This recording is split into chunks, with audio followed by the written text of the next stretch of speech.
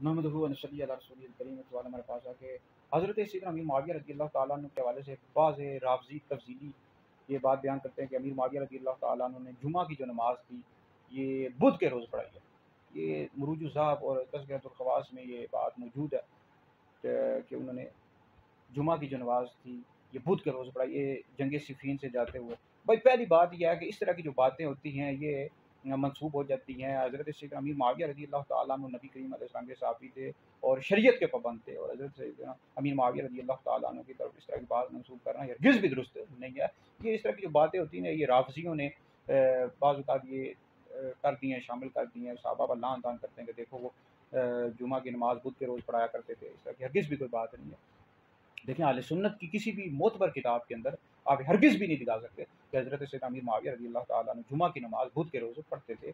हरगिज़ भी ऐसी कोई बात नहीं, शरीयत के पाबंद थे और वो नबी करीम अलैहि सलाम के साहबी हैं। नबी करीम अलैहि सलाम के किसी भी सहाबी पर लान तान करना हराम है और ऐसा बंदा जहन्नमी है, अहले सुन्नत से खारिज है, ठीक है।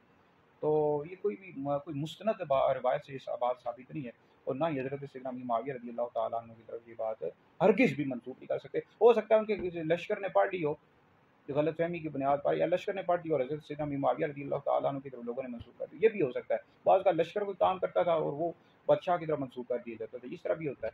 लेकिन ये सैयदना अमीर मुआविया रज़ी अल्लाह तआला अन्हु की तरफ बात मंसूब करना हरगिज़ भी जायज़ नहीं है।